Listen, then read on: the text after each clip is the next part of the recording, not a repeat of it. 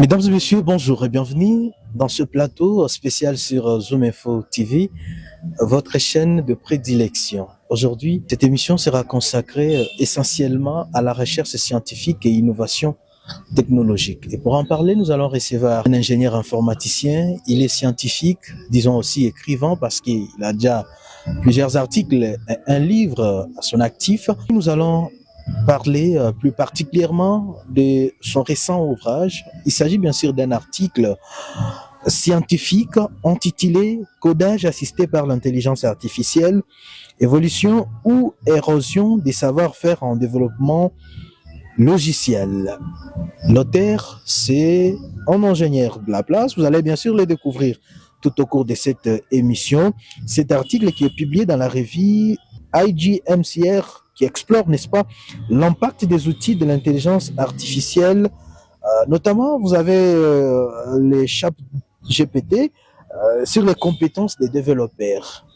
Ingénieur Ogui, bonjour. Bonjour, cher journaliste. Merci d'avoir répondu à notre invitation pour, n'est-ce pas, expliquer aux téléspectateurs le contenu de cet article que vous avez, n'est-ce pas, publié récemment. Merci beaucoup. Et tel que vous venez de le souligner, l'article scientifique que nous avons publié à l'édition internationale, c'est un article portant un thème nouveau. Un thème qui tourne autour de l'assistance des outils d'intelligence artificielle que la plupart des développeurs, les ingénieurs informaticiens, comme nous aimons les appeler comme ça, utilisent beaucoup plus ces outils-là. Alors, nous sommes partis des problèmes constatés de la manière dont ils utilisent ces outils et les compétences qu'ils ont reçues pendant leur parcours d'études. Et tous ces problèmes constatés nous ont poussés et aborder ce thème afin de donner des idées, de donner des pistes, des solutions, des orientations et la manière qu'il faut utiliser ces outils pour ne pas perdre les bonnes compétences d'un ingénieur informaticien. Ah bon, parlons que c'est du coup les motivations que vous avez données, ce qui vous a poussé, n'est-ce pas, à mener des recherches ou encore à écrire cet article. Et depuis qu'on est là comme ingénieur informaticien sur cette ville de Cabinda, et voire même les échos qui nous parviennent d'ailleurs, nous constatons que depuis l'arrivée des outils de développement et des intelligences artificielles qui assistent ces développeurs-là, nous avons constaté des petits soucis du genre, donner confiance totale à ces outils-là. Et moi-même, je suis victime de ça. À force d'utiliser ces outils-là, j'avais constaté moi-même que je perdais même certaines syntaxes. Parce que chez nous, en programmation, et quand nous parlons de syntaxe, c'est cette manière d'écrire correctement des instructions pouvant permettre à un outil d'interpréter correctement et accomplir une tâche spécifique. Alors, il y avait ce problème-là de perte de contrôle sur les syntaxes qu'il faut taper correctement, mais en donnant seulement la tâche à l'AIA. Et ce qui causait préjudice à certains ingénieurs, quand il n'a pas cet outil à ses côtés, il est difficile de progresser. Et c'est ce qui nous a poussé à essayer de fouiller et tenter de proposer des pistes de solutions pour leur permettre de ne pas beaucoup plus faire confiance à ces outils. Puisqu'on ne sait jamais, vous pouvez tomber dans un environnement où on vous exige de faire quelque chose sans dépendre de ces outils-là. Et là, ça sera vraiment une honte. Voilà pourquoi nous avons tenté de rédiger cet article-là pour aider les jeunes, surtout les jeunes d'aujourd'hui, qui sont arrivés et trouver ces outils opérationnels. En quoi pensez-vous que ce que vous avez mené comme recherche, ce que vous avez, n'est-ce pas, rédigé est pertinent pour la communauté scientifique d'aujourd'hui, mais aussi les développeurs? Nous avons constaté que ça créait une faiblesse totale du côté ingénieur informaticien. Et cette dépendance-là, c'est ce qui nous a poussé à mettre en place des textes, des procédures pouvant aider ces jeunes gens à faire des choses avec toute responsabilité. Parce que les AIA, d'abord, sont entraînés, sont des modèles entraînés sur les données qui existent et non nettoyées. Dans ces données-là, il y a des billets, il y a des erreurs dedans. Et comme ces modèles-là sont entraînés, si ces billets-là ou les données ayant des billets dedans, il y a aussi de fortes chances que les logiciels produits par les jeunes gens, les développeurs qui vivent avec ces outils au quotidien, risquent d'avoir des erreurs dedans. Prenons un simple calcul. Et si je prends 2 plus 2, nous connaissons d'habitude que c'est 4. Si. Okay. Et si on donne confiance à un outil qui ramasse une donnée dans une base de données quelconque avec des erreurs non nettoyées, et l'IA peut se tromper en prenant 2 plus 2, et il peut faire ce que nous appelons chez nous la concaténation. La concaténation permet de relier des données ensemble. Au lieu de donner 4, là, l'IA peut vous donner 22, ce qui donne 22. Cette erreur-là ne peut pas être digérée par les utilisateurs ordinaires. Et voilà ce qui nous a motivés à faire quelque chose. Et c'est tellement pertinent du fait que nous devons avoir conscience sur ces genres d'erreurs-là. Si on les laisse, ça risque d'entraîner beaucoup de choses, même dans l'administration. Imaginez si c'est un logiciel orienté microcrédit ou une banque, et ça vous produit ce genre de résultats. Pensez-vous que vous pouvez avoir de la valeur au sein de cette entreprise? Aujourd'hui, certaines personnes pensent qu'avec l'avènement de l'intelligence artificielle, donc elles pensent à la place des programmeurs, tandis que d'autres pensent qu'elle vient justement améliorer la production, la productivité des développeurs. Comment vous y pensez? Qu'est-ce que vous avez dit concrètement dans votre article par rapport à cet aspect? Merci bien. Par rapport à cet aspect-là, et tous ces aspects marchent de pair. Et d'un côté, nous voyons cette croissance très rapide des AIA, et cette croissance vient du fait que l'homme commence à donner plus foi à ces outils. Pourquoi donner plus de valeur, de l'importance à ces outils? Parce qu'ils accélèrent le travail. C'est la première des choses, puisque un travail qui peut être fait dans 3 heures, mais grâce à l'AIA, vous pouvez le réaliser dans moins d'1 minute. Donc ça, c'est le côté positif. Côté positif. La rapidité. La rapidité. Voilà. Et au-delà de ça, et d'un côté aussi, ça fait une analyse un peu pertinente, une analyse cadrée, et donc, généralement, si on ne fait pas d'attention, nous applaudissons souvent les résultats des AIA. Ce sont de bons résultats. Et vous aussi, quand vous les lisez, ce sont vraiment de bons résultats. Maintenant, si vous ne connaissez pas au départ ce que vous voulez, sachez bien que ce qu'on va vous produire ne pourra pas refléter réellement ce que vous voulez. C'est pourquoi, dans l'article, nous avons montré tous ces aspects. Oui, l'AIA nous facilite la tâche de résoudre des problèmes rapidement.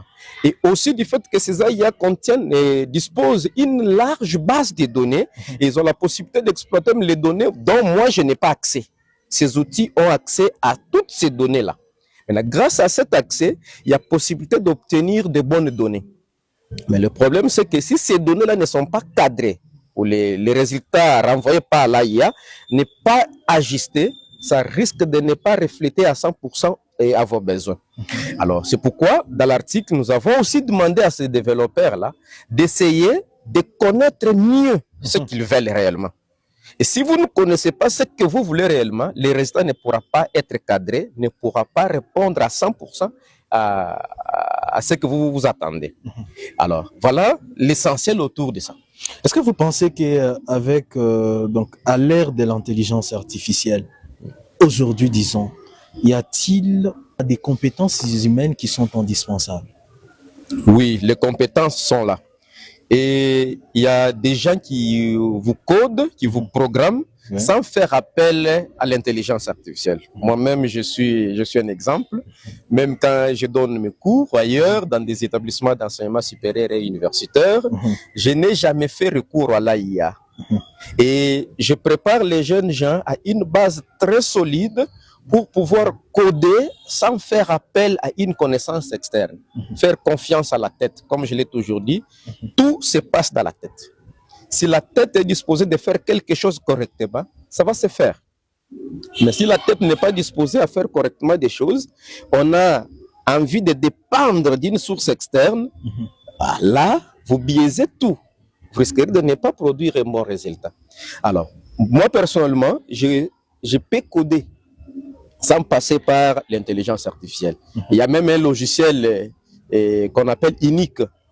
Ce logiciel a été codé de A à Z sans l'assistance de l'intelligence artificielle. Manuellement, Par vous. par moi-même, mais dois coder, donc taper ligne par ligne jusqu'à la fin.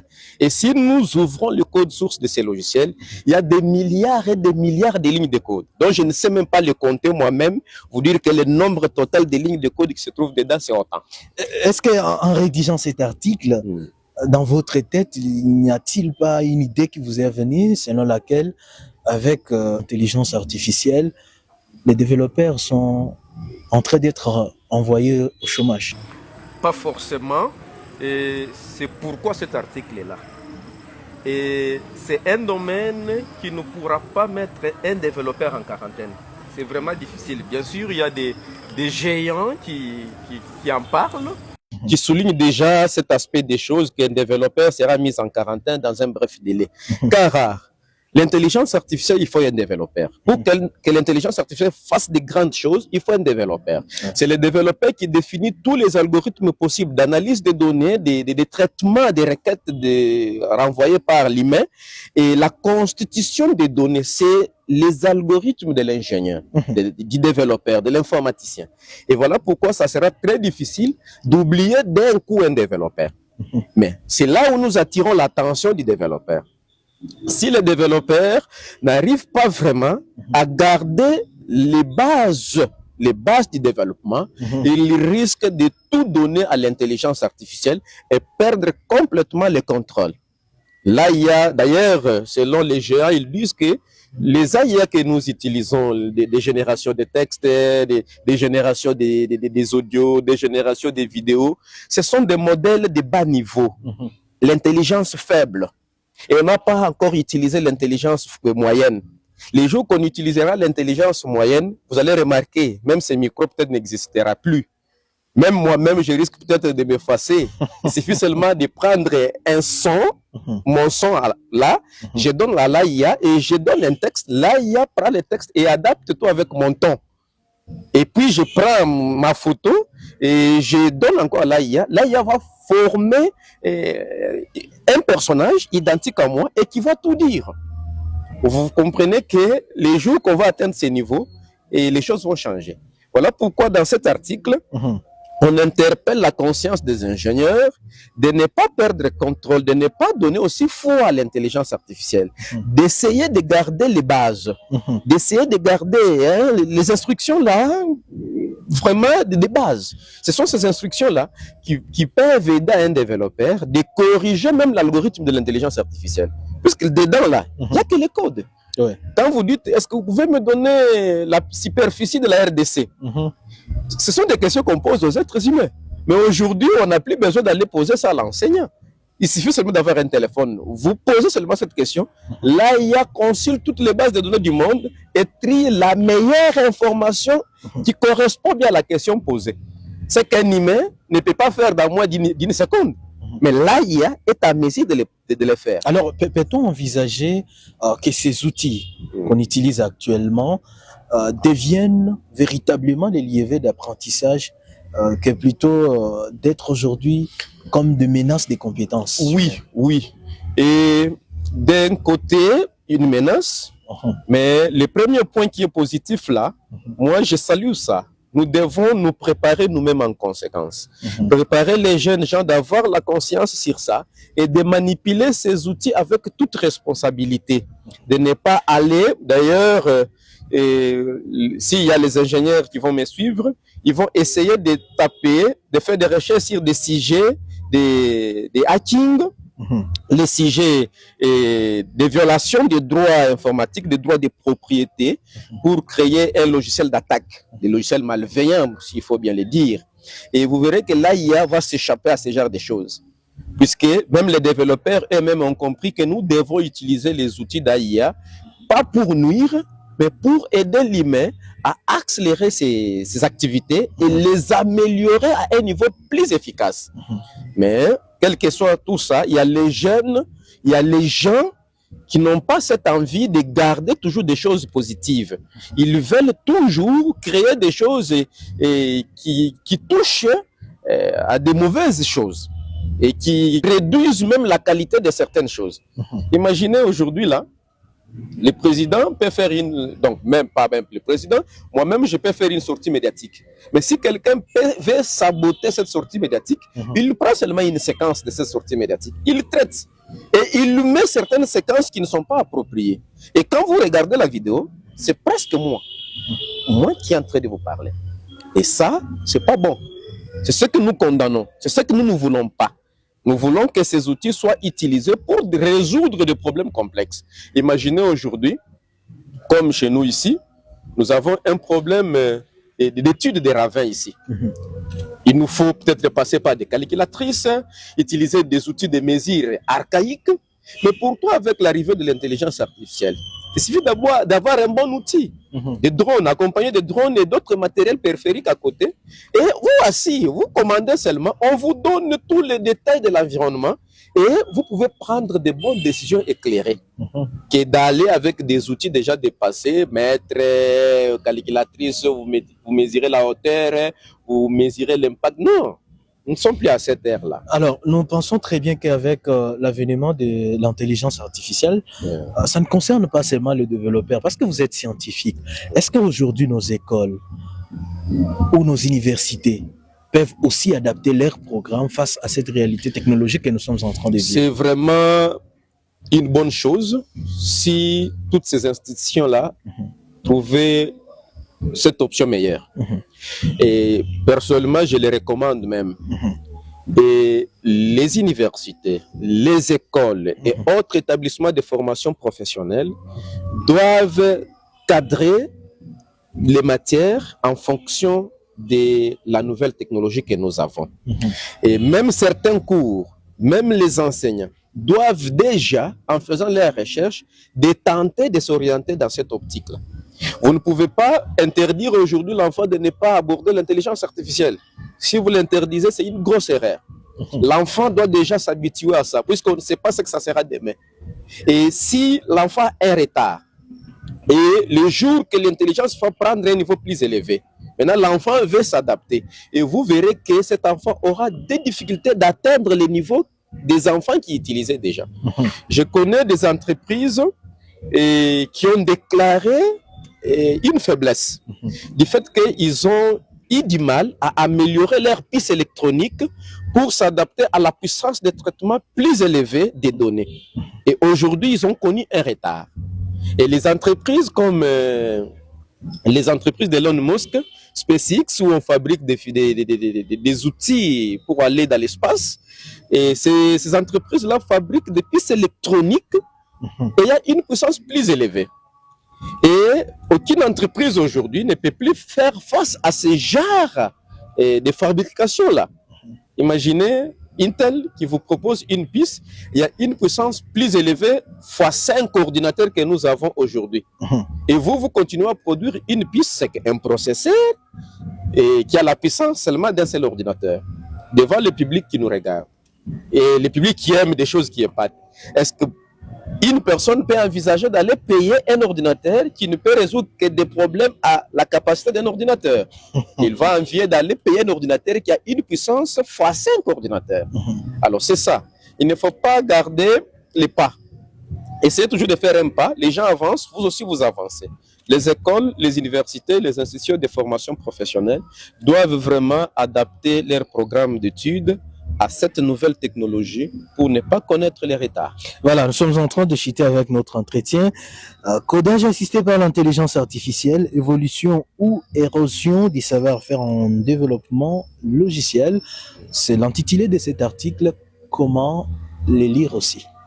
Oui, pour les lire, l'article est en ligne.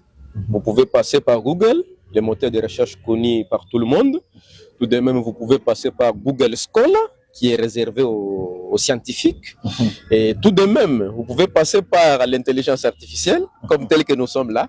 Si vous prenez seulement votre téléphone là et vous tapez qui est ingénieur Ogi Roger Niembo ou qui est Augustin Niembo Mpampi, on va vous dire tout ce que j'ai déjà fait dans les domaines scientifiques, surtout dans mon domaine informatique. Et vous trouverez aussi tous les articles liés à moi.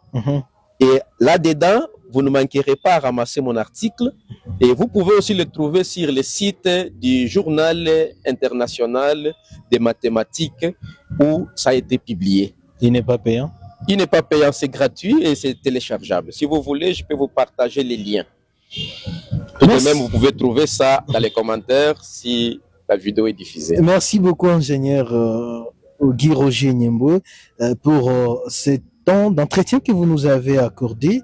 Mais avant de nous quitter, peut-être un message que vous pouvez adresser aux jeunes développeurs ou encore aux chercheurs.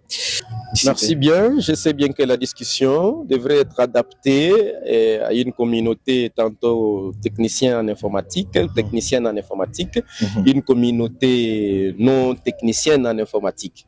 Et là, j'aimerais quand même placer les mots orientés aux techniciens du domaine informatique. Alors, je sais bien qu'actuellement, la plupart des développeurs, et donc, comme nous l'avons constaté ici chez nous dans notre rayon, dans la province de Lomami, particulièrement sur la ville de Cabinda, la plupart des jeunes étudiants, tout comme des licenciés de l'ancien système ou nouveau système qui utilisent les outils de développement, utilisent beaucoup plus un éditeur de texte qu'on appelle Visual Code. Et c'est cet outil qui booste davantage ces développements-là avec des AI. Dedans, il y a des modèles tels que Copilot, et il y a tels que ChatGPT, et d'autres modèles tels que Claude qui accompagnent cet outil-là pour le développement. Et à l'époque, on programmait sans faire appel au modèle d'intelligence artificielle avec cet outil de Visual Code. Mais aujourd'hui, on a intégré beaucoup de plings, c'est que beaucoup d'extensions et qui concourent au développement rapide. Alors, les jeunes gens ont découvert ça récemment et ils ont commencé à abandonner les bonnes pratiques de base. Oui, de bonnes, mais avec l'arrivée, ça semble que nous devons les ajuster. Et là, j'invite les jeunes à les utiliser avec sagesse et de ne pas beaucoup plus donner force à l'intelligence artificielle. Oui, c'est bien beau, ça nous aide à accélérer le travail. Alors, au moins, bravo aux gens qui sont dans d'autres plateformes telles que Visual Studio, tout simplement, où ils développent sous le langage C++ et C++ et autres langages qui sont inclus dedans. D'autres développeurs qui sont sur les Java, qui utilisent l'environnement comme NetBeans et n'ont pas encore cette chance d'accélérer leur développement. Ils font tout manuellement comme à l'accoutumance ou comme à la coutume. Alors, et nous qui avons adopté Visual Studio Code, nous avons ces petits soucis. Et j'interpelle à ces utilisateurs de cet outil, pas utilisateurs ordinaires, développeurs, de prendre conscience à cette manière de développer avec ces outils-là, Copilot et autres. Utiliser l'intelligence artificielle, c'est bien beau, mais vous devez maîtriser aussi le codage. Et si vous ne connaissez pas coder, vous n'irez pas loin, puisque l'intelligence artificielle attend une description textuelle. Vous devez rédiger vos besoins sous forme de texte. Et vous soumettez à l'intelligence, il vous produit des codes, les instructions informatiques.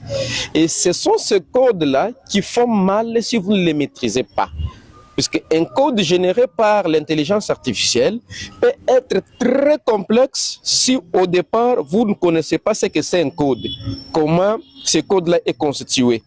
Alors voilà pourquoi tout jeune qui veut aborder l'intelligence artificielle doit au départ connaître la programmation. Maîtriser d'abord les instructions de base, telles que la déclaration de variables, l'initialisation des variables, ça forme une catégorie d'instructions. Et au-delà de ça, il doit maîtriser les instructions d'entrée et sortie, puisque chaque machine demande une information en entrée. C'est cette information qui va permettre à une machine de traiter, grâce aux algorithmes définis dans un logiciel, de traiter des données et restituer les résultats. La restitution des résultats est issue des instructions des sorties. Alors, au-delà de ça, la troisième catégorie, il s'agit des instructions de contrôle. Ce sont des instructions qui permettent aux machines de vérifier une information, de se rendre compte de l'état des choses, si la chose est en bon état ou mauvais état, et prendre des décisions conséquentes. Ça, c'est la troisième catégorie. Au-delà de cette troisième catégorie-là, il y a la quatrième catégorie qui est instruction répétitive, que nous appelons boucle. L'ingénieur informaticien doit maîtriser cette catégorie. C'est une catégorie d'ailleurs encore très compliquée pour les débutants. Si vous ne maîtrisez pas ça, ça risque de vous créer des problèmes énormes. Alors, il faut maîtriser ces quatre catégories pour bien comprendre les codes générés par les AIA. Au-delà de ça, il y a ce que nous appelons les tableaux. Ce sont des zones mémoire, des types de variables plus vastes que des variables ordinaires. Il y a aussi les fonctions. C'est un ensemble de codes résumés dans un autre ensemble, permettant de résoudre un autre problème. On dirait à l'époque, on les appelait comme des sous-programmes. Un ingénieur doit savoir comment définir une fonction. Aujourd'hui, avec l'arrivée de la programmation orientée objet, ça devient encore plus drôle. Si un ingénieur ne maîtrise pas la programmation orientée objet, il est foutu, puisque vous devez connaître ce qu'on appelle classe. Vous devez savoir ce qu'on appelle propriété d'une classe. Vous devez savoir ce qu'on appelle méthode d'une classe. Vous devez savoir comment appliquer l'encapsulation des données d'une classe. Et en fin de compte, vous devez connaître ce qu'on appelle objet en programmation orientée objet. Si vous ne connaissez pas tous ces concepts-là, ça vous sera très difficile, et ces concepts se traduisent toujours en code source, en instruction informatique. Voilà pourquoi l'ingénieur doit avoir cette base-là. Et si cette base manque, et l'AIA, bien sûr, va générer de bonnes choses et va accélérer son travail, mais en fin de compte, il va se rendre compte que ce qu'il a réalisé ne respecte pas réellement certaines normes que lui attendait. Merci beaucoup, dames et messieurs. Complètement terminé cet entretien. C'est par cette interpellation, cette prise de conscience recommandée à tous les développeurs ainsi que les scientifiques par rapport à l'utilisation de l'intelligence artificielle que nous bouclons cet entretien avec l'ingénieur Ogi Roger Nyembwe, qui est informaticien, chercheur, mais aussi écrivain. Avec lui, nous avons parlé de son article publié récemment, intitulé « Codage assisté par l'intelligence artificielle, érosion ou donc évolution ou érosion des savoir-faire en développement logiciel ». Vous avez suivi en long et large tout ce qu'il a prodigué comme conseil aux développeurs, aux scientifiques, ainsi qu'à toute la communauté, disons, scientifique. Merci. Jean-Fidèle Mamba était derrière les caméras. Sylvain Fizé-Moukadi, je les recevais pour vous. Ces chercheurs, avec plaisir de vous retrouver peut-être prochainement pour de nouvelles questions sur les nouvelles technologies. Merci beaucoup, cher journaliste.